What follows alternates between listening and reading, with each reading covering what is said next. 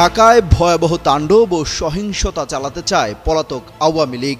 এজন্য একযোগে নামাতে চায় গেরিলা বাহিনী। তাদের ঢাকা, দিল্লি, কলকাতা সহ বিভিন্ন জায়গায় দেয়া হয়েছে গোপনে প্রশিক্ষণ। অভিযোগ উঠেছে খোদ এই প্রশিক্ষণ দিচ্ছে সেনাবাহিনীরই এক শীর্ষ কর্মকর্তা।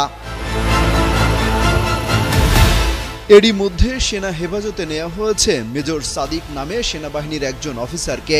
শুরু হয়েছে তার বিরুদ্ধে তদন্ত। সূত্র বলছে মূলত প্রশিক্ষণ দেয়া হচ্ছে নিষিদ্ধ ছাত্রলীগ এবং অবসরপ্রাপ্ত কিছু সরকারি কর্মকর্তা কর্মচারীকে। তারা আওয়ামী লীগকে ফেরাতে মরিয়া হয়ে উঠেছে। শঙ্কা করা হচ্ছে ঢাকার শাহবাগকে টার্গেট করে ব্যাপক নাশকতা চালাতে পারে কার্যক্রম নিষিদ্ধ থাকা Awami League. Innovation for smarter life. আগামী 5 আগস্ট শেখ হাসিনার সরকারের পতনের 1 বছর পূর্ণ হতে যাচ্ছে। এই সময়টাকেই টার্গেট করা হয়েছে বলে শঙ্কা করা হচ্ছে খোদ আইন শৃঙ্খলা রক্ষাকারী বাহিনীর পক্ষ থেকে। ব্যাপক নাশকতার শঙ্কায় এরই মধ্যে দেশ জুড়ে 11 দিনের বিশেষ সতর্কতা জারি করা হয়েছে। সূত্র জানায় গ্রেপ্তারকৃতরা এই বিষয়ে অনেক গুরুত্বপূর্ণ তথ্য দিয়েছে।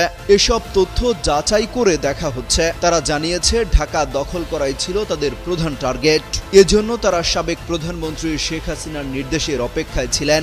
পরিকল্পনা মোতাবেক শেখ হাসিনার নির্দেশ পাওয়ার সঙ্গে সঙ্গে সারা দেশ থেকে তালিকাভুক্ত হাজার হাজার নেতাকর্মী একযোগে ঢাকায় চলে আসবেন বলেও জানাচ্ছেন তারা। সবাই সমবেত হবেন রাজধানীর শাহবাগে। শাহবাগ মোড় দখল করে জনমনে আতঙ্ক তৈরি সহ জনগণকে জানান দেয়া হবে যে আওয়ামী লীগের কয়েক লাখ লোক ঢাকা দখল করে ফেলেছে। প্রশাসনও তাদের সঙ্গে আছে। তাৎক্ষণিকভাবে এর প্রভাব পড়বে সারা দেশে। পরিকল্পনা অনুযায়ী আওয়ামী লীগ অধ্যুষিত কয়েকটি জেলা সহ দেশের বিভিন্ন স্থানে আওয়ামী লীগের বিভিন্ন পর্যায়ের লোকজনও মাঠে নামার সাহস দেখাবে বলেও শঙ্কা করা হয়।